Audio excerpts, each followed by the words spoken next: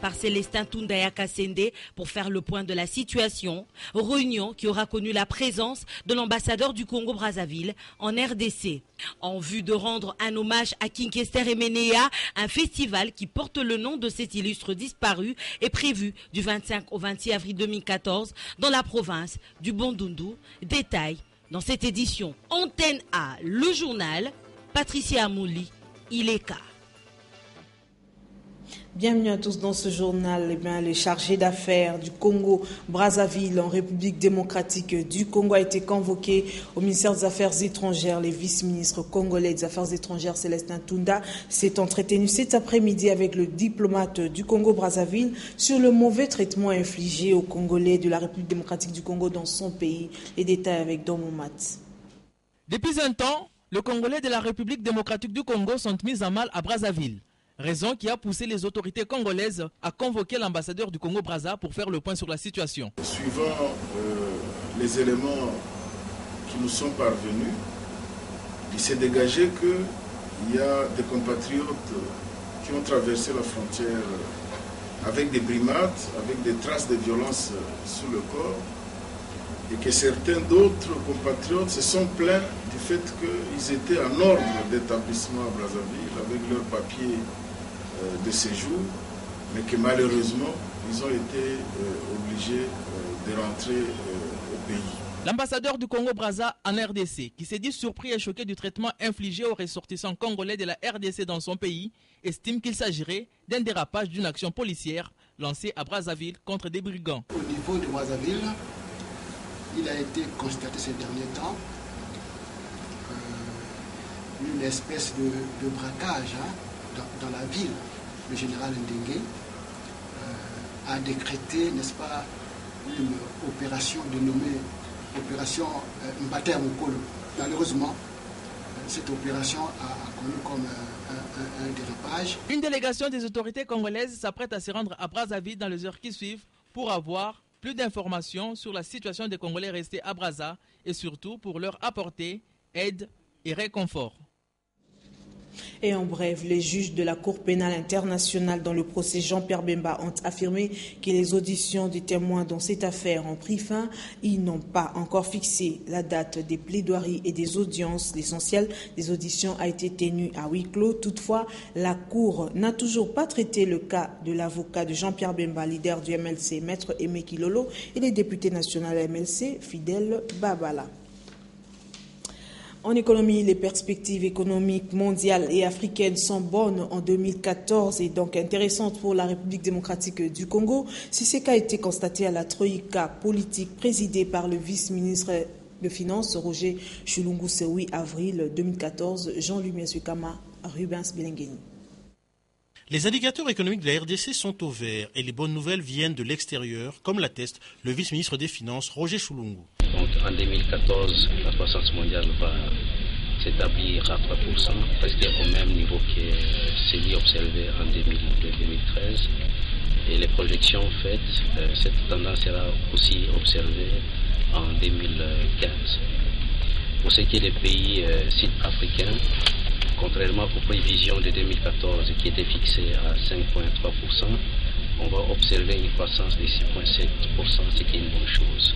Au niveau des finances publiques, avec les échéances fiscales du 31 mars 2014, le Trésor enregistre un excédent. Les soldes primaires dégagent un résultat positif de 277 milliards de francs congolais. Et les soldes consolidés affichent un excédent de 203 milliards de francs congolais. Tous ces résultats ont été validés par la Troïka stratégique. Le Premier ministre a également, à l'occasion, donné des instructions claires au ministre des Transports qui a présenté une note sur la politique de subvention et de tarification de son secteur. On a recommandé au ministre des Transports d'organiser au courant de la semaine des réunions qui s'étendent avec... parce que c'est une question transversale avec des ministres qui sont concernés par ces dossiers, notamment les finances, l'économie, de sorte que nous puissions dégager des recommandations que le gouvernement pourrait appliquer. Les transports en commun doivent garantir la mobilité des Congolais. Ce secteur mérite d'être bien géré. Nous allons parler encore économie cette fois-ci en province où le système OHADA pose quelques problèmes aux professionnels de droit, notamment au Katanga, malgré que la République démocratique du Congo y est de plein pied dans ces systèmes. Raison pour laquelle le barreau de Lubumbashi, en collaboration avec celui de Bruxelles, a organisé 2 jours un séminaire atelier sur le droit OHADA à l'intention des avocats. Une correspondance de Ricardo Bakwa depuis Lubumbashi. Ouverture ce lundi d'un atelier de formation sur le droit OHADA. Ces assises axées sur le renforcement du droit international des affaires en RDC est tenue dans la capitale du cuivre entre les avocats du barreau de Lubumbashi et leurs collègues du barreau de Bruxelles. Pendant 2 jours, les participants à cet atelier ont débattu autour de la mise en application du système OHADA et son adaptation aux réalités congolaises. De ce fait, plusieurs thèmes ont fait l'objet du débat entre la délégation des avocats belges conduite par le bâtonnier du barreau de Bruxelles, Maître Dirk, qui accompagne l'ancien président de la Cour de cassation belge, ainsi que le professeur Yvan Debure de l'Université de Louvain au département du droit international des affaires et avocat au barreau de Bruxelles. Les mesures d'application et d'exécution forcée des procédures du droit OHADA en RDC, les procédures simplifiées des nouvelles pratique du droit OHADA, l'injonction d'y payer, l'innovation à l'acte des formes nouvelles relatives à la création des sociétés commerciales. Bref, tels sont les thèmes parmi tant d'autres abordés au cours de cet atelier de renforcement des capacités, car un avocat apprend tous les jours, dit-on. En effet, le bâtonnier du barreau de Lubumbashi, Maître Jacques Checha, a au nom de ses pairs salué l'apport du barreau de Bruxelles qui ne ménage aucun effort pour la consolidation des relations qui existent depuis plusieurs années entre les 2 barreaux dans le cadre de leur contrat de jumelage qui les lie. Outre le remerciement à la délégation belge, Jacques Checha, bâtonnier du barreau de Lubumbashi, a ainsi invité ses confrères à l'apprentissage de l'outil de travail qui est le droit OHADA, car leur carrière professionnelle en dépend. Et c'est avant de préciser que le droit OHADA existe en RDC depuis 2 ans et il remplace les lois nationales en la matière. De Lubumbashi, Ricardo Bakwa Talend pour Antenne A. L'homme et développement CODOD veut renforcer les capacités des acteurs non étatiques pour un meilleur accompagnement de municipalités dans l'implantation du budget participatif en République démocratique du Congo. Pour y parvenir, cette plateforme de la société civile congolaise a organisé lundi 7 avril à limiter un séminaire de structuration du plaidoyer, question d'interpeller les décideurs à tenir compte de l'importance de ces derniers à une bonne et meilleure gouvernance. Sylvain Kapombo Bosengele. La participation citoyenne ne se limite pas seulement au vote et au paiement d'impôts et taxes, mais s'élargit à la prise de décision à tous les niveaux. À en croire les CODOD, au nombre de problèmes qui suscitent l'actuelle façon dont les budgets de la RDC et ses entités territoriales décentralisées sont aujourd'hui élaborés, figure la faible accessibilité des citoyens à l'information budgétaire et l'écart entre les propositions et les besoins réels des populations. Le budget participatif demeure donc le seul mécanisme important pour y remédier. Nous puissions pousser les autorités à comprendre que la population est au centre de toute l'action publique.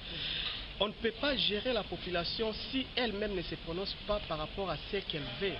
Voilà pourquoi nous sommes en train de nous mobiliser, nous sommes en train de pousser les décideurs pour que dans la plupart des entités, qu'on puisse adopter cela. Alors, lorsque nous allons terminer ces stratégies, l'atelier ici va aboutir à la mise en place d'un plan commun, structuré, des plaidoyers où nous allons mettre en place des stratégies concertées, des stratégies très efficaces pour pousser l'autorité dans toutes les provinces à accepter les budgets participatifs. Pour Henri-Christin Longenza, ce séminaire tombe à point nommé. Nous pensons que dans ces plaidoyers, nous ne sommes pas seuls. Nous sommes aussi avec les partenaires au développement même du gouvernement qui les appuie. Et on est aussi avec les organisations internationales aussi qui appuient les processus. Et je pense qu'avec ça, il y a quand même un peu de volonté politique qui se dessine et nous sommes confiants que le processus va aboutir. Il faut dire que le budget participatif reste l'outil de la responsabilité sociale dans la mesure où il rend les citoyens acteurs de son propre développement et rapproche les gouvernants des gouvernés. En province, les agents de la minière de Bakwanga ont organisé une marche le 7 avril 2014 pour revendiquer leurs droits. Ils ont, pour ce faire, déposé un mémorandum auprès du gouverneur du Kassa oriental. Mado Mwenga nous en dit plus. Les travailleurs de la MEBA expriment leur ras-le-bol face à la gestion actuelle de la société. Ils étaient plusieurs centaines ce lundi à descendre sur les rues de Mbujimaï pour une marche pacifique. Le point de départ était le bureau syndical en Boudine 2. La foule est passée par les grandes artères de la capitale de Montifère, l'avenue de la cathédrale, avenue Inda, boulevard Laurent-Désiré Kabila, pour finalement investir le gouvernorat de province. Au devant de file, on pouvait apercevoir Christine Monda, présidente syndicale. C'est une personnalité connue dans les milieux politiques pour avoir défendu plus d'une fois et devant diverses autorités congolaises la cause du personnel de la MIBA. Au gouvernorat, la délégation a remis un mémorandum au gouverneur Alphonse Ngoïka Songi. Le document contient les doléances du personnel et des carrières. Entre autres faits déplorés, la négligence ou mieux la méconnaissance des agents et travailleurs, un traitement inhumain de la main-d'œuvre infligée par le comité de gestion, des salaires non payés depuis plus d'une année, alors que la MEBA a augmenté sa production. Le chiffre de $5 000 par semaine est avancé. Rien n'explique cette indifférence vis-à-vis des travailleurs et du comité actuel de gestion avec à sa tête Obion Joffre, précise Madame Mwanda. En tout cas, elle qualifie cette attitude d'inacceptable et dit s'en remettre à l'arbitrage du gouvernement central. Ce mardi, pour un essai de solution, le gouverneur du Kassa oriental a réuni les deux parties dans son cabinet et aucune d'elles n'a souhaité se confier à la presse. Mbujimaï, Madomenga, Antenne A. Province encore, promouvoir la culture de l'excellence dans sa province, tel est le leitmotiv du gouverneur de la province du Bandundu, Jean Kamisendou, qui vient de poser un geste significatif dans le secteur de l'éducation. La suite en images avec Anne-Marie Ossite. La province du Bandundu produit plus ou moins 50% du bois de la République démocratique du Congo. Mais dans certains de ces recoins, les élèves étudient à même le sol. Pour pallier cette situation, le numéro 1 de la province du Bandundu, Jean Kamisendou, a commandé un lot de 10 000 bons pupitres sur fonds propres du gouvernement provincial. Nous avons commencé la distribution dans tous les territoires et aujourd'hui, c'est le tour de la ville de Bandundu. Ce n'est qu'un début, messieurs les directeurs, les efforts continuent. Tout ce que je peux vous demander à vous et au préfet ainsi qu'à nos enfants, c'est de garder, de bien protéger ce matériel. Faisant d'une pierre deux coups, il a aussi remis un lot important de dictionnaires Larousse, dont du chef de l'État pour la province du Bandundu. Nous avons reçu du chef de l'État, son Excellence Joseph Kabila Kabange, de milliers de dictionnaires que nous remettons au directeur provincial pour les mettre à la disposition des enfants, des élèves, afin de s'en servir pour des besoins d'études. La cérémonie de remise s'est déroulée en présence de l'ancien gouverneur du Bandundu, Makolo Jubikilai, et du professeur Vundwa Oetepe Mako. Les élèves ont eu des mots justes pour remercier les présidents de la République et les gouverneurs du Bandundu. Dans cette même province, le gouvernement provincial du Bandundu a décidé au cours de sa dernière réunion du lundi 7 avril 2014 d'organiser un festival dénommé Kester Emenea le 25 et 26 avril 2014. D'autres initiatives ont également été prises pour perpétuer l'hommage à Jean Moubiala alias Kin Kester Emenea. Des explications avec Magali Sissi. L'exécutif provincial du Bandundu n'est pas impliqué dans l'organisation du retrait de deuil de l'artiste musicien Kin Kester, organisé à Kikwit par sa famille biologique. On se souviendra que lors des funérailles de Kester Emenea, le comité organisateur des obsèques et la province du Bandundu avaient pris l'engagement d'ériger un monument dans la ville de Kikwit pour honorer et perpétuer la mémoire de Kin Kester Emenea. Le gouvernement provincial avait également décidé d'organiser chaque année des manifestations culturelles dans le cadre d'un festival dédié à à Kinkester et Ménéa, dont la première édition est prévue du 25 au 26 avril 2014 à Kikwit. Fidèle à cet engagement, le Conseil de ministres de ce week-end a décidé de l'érection d'un monument à Kikwit en l'honneur de Kester et Ménéa et de la création d'un festival nommé Kinkester avec 4 missions. Promouvoir et d'encourager la création artistique dans les domaines de la danse et de la musique moderne. De favoriser et d'encourager l'émergence des talents dans ces domaines.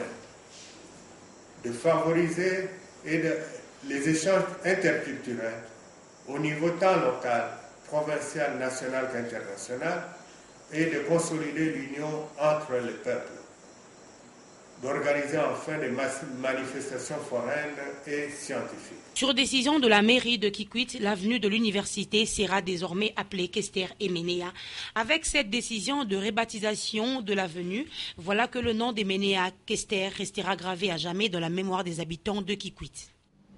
Non loin de là, dans la province du Bas-Congo, l'église d'Ibundu Diakintwadi Kia Badwega de Kabé a célébré le dimanche 6 avril 2014 le 93e anniversaire du début du ministère du prophète Kimbangu à Kisantu.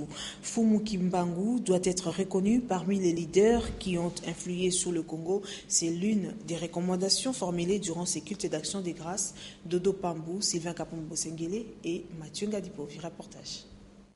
6 avril 1921, 6 avril 2014, 93 ans écoulés depuis que le prophète Kimbangu Diatungunwa avait commencé son ministère en Kamba, dans la province du Bas-Congo, pour célébrer ses 93 ans d'Ibundu Diakintwadi Kia Bandwenga DKB en sigle, associé à d'autres églises traditionnelles, a organisé un grand défilé du pont Inkisi jusqu'au terrain du complexe scolaire Itinfuki, lieu choisi pour les cultes d'action des grâces. Plusieurs serviteurs de Dieu sont entrés en transe pour marquer la présence des ancêtres divinisés comme Kimbangu et Mama Vitan Kimpa. Un débat houlé a été ouvert par ces hommes de Dieu pour que les pouvoirs politiques maintiennent la date du 6 avril comme journée fériée, emboîtant ainsi les pas à Patrice Emery Lumumba et Joseph Kassaboubou.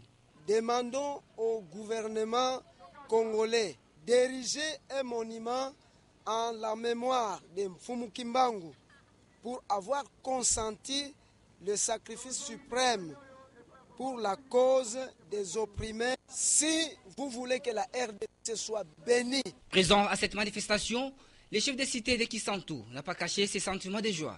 DKB, il y a même nos frères qui prient en Swahili. C'est que cette organisation, cette structure religieuse, elle est nationale. La DKB prône la cohésion de toutes les églises traditionnelles et de toutes les tribus de la République démocratique du Congo. Quittons la province pour la capitale Kinshasa, où le Férou du ballon rond ont vécu la première édition du trophée Alama organisé par Mediasport RD Congo. La grande soirée des galas a eu lieu le week-end dernier au Fleuve Congo Hotel. Reportage Ndaï Lambouchi, Papi Katassi et Rigo Moulopo. Après avoir remis les trophées Alama dans l'intimité à ses lauréats, Mediasport RDC, dernière née des structures des journalistes sportifs, a convié ses primés et invités à l'auditorium du Fleuve Congo Hotel le samedi 5 avril pour une soirée de gala. Au cours de cette cérémonie, James Katambouachuka, coordonnateur des Mediasport RDC, a expliqué l'essence de l'existence du trophée Alama. Ce trophée représente la main gauche, la main qui porte l'alliance. Une alliance qui sera à jamais scellée entre les lauréats de cette édition ainsi que ceux des éditions futures à Mediasport RDC dans le partage des idées et des efforts pour le développement de notre sport national. Trophée Alama qui a vu récompenser un panel de mécènes a créé des émules partout. Vouloir, c'est pouvoir, dit-on. Si nous mettons plus de la volonté dans ce qu'on fait, on pourrait aller plus loin. Pour l'encadrement de la jeunesse, nous allons continuer à le faire. Je les remercie pour ce temps qu'ils ont mis et ce qu'ils feront pour l'avenir. Merci pour tout le monde. Après cette soirée, le plus dur reste à faire pour Mediasport RDC. Organiser son assemblée générale extraordinaire élective ainsi que la deuxième édition du trophée Alama. Sport encore, la 11e édition du tournoi international de squash organisé par la Fédération congolaise des squash s'est clôturé le week-end dernier avec les sacres de l'Indien Vikram chez les messieurs, de la Sud-Africaine Rihanna chez les dames et les Français Dani chez les vétérans. Reportage Patrick Borel-Mukendi et Damien Mahou. Commencé le mercredi 2 avril, la 11e édition de l'Open International de Kinshasa des squash a éteint ses lampions le samedi 5 avril au Cercle Elaïs, surchauffé par le public venu nombreux soutenir ses stars. Chez les seniors messieurs, les derby indiens a tourné à l'avantage des Vikram qui a défenestré son frère Vamprit sur les scores de 3-7-0, soit 11-5, 11-0, 11-0. Chez les seniors dames, la sud-africaine Rihanna a donné le squash court à la congolaise Patricia Katembwe, 3-7-0, soit 11-3, 11-3, 11-0. Et pour clôturer la soirée, le public a été gratifié par un match des vétérans messieurs qui a vu Dani s'imposer devant Angelini sur les scores de 2-7-0, soit 11-6, 11-7, 11-11. Depuis 2002, on a commencé la fédération, mais Dieu est bon. Quand on organise les tournois, Dieu met quand même les tournois, ça passe très bien. J'ai beaucoup de plaisir. À vous tous, surtout les presse qui m'a soutenu au début vers la fin. Donc je suis ravi, la fête est passée bien à tous les sponsors. Le rendez-vous est donc fixé au mois de juin pour l'Open International de Lubumbashi, a déclaré le président de la Fédération congolaise de squash, Simon Yoka. L'actualité internationale reste dominée par les violences en République centrafricaine et l'épidémie d'Ebola en Guinée équatoriale. Suivez.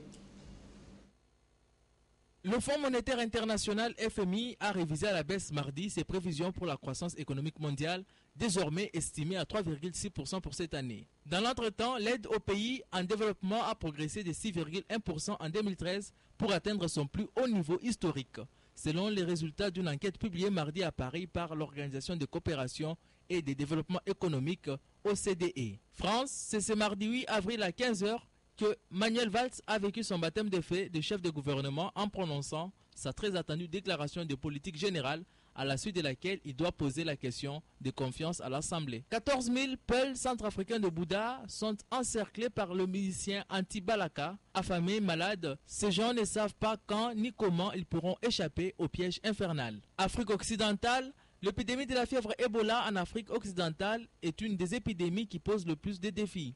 Depuis l'apparition de la maladie il y a 40 ans, a estimé mardi l'Organisation mondiale de la santé, alors que le nombre de morts atteint 111. Les compléments de l'actualité, c'est avec la revue de presse dans mon mat.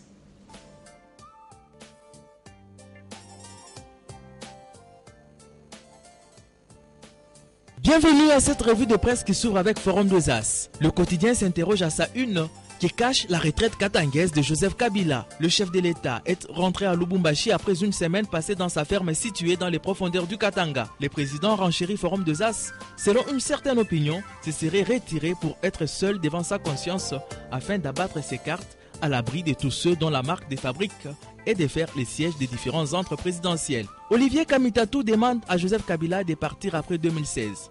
Le sujet est à lire dans le colonne du journal Le Point Saillant. L'ami d'enfance de Jean-Pierre Mbemba et membre de la majorité présidentielle estime que le président de la République ne devrait pas permettre un référendum sur l'article 220. Révision de la Constitution, plus de 120 000 signatures pour contrer la feuille de route de la CENI, titre les dépêches de Brazzaville. Plus de 120 000 Katangais ont déjà signé la pétition initiée par leur société civile visant les rejets de la feuille de route récemment présentée par l'abbé Apollinaire Malou Malou et en instance d'être examinée à l'Assemblée nationale.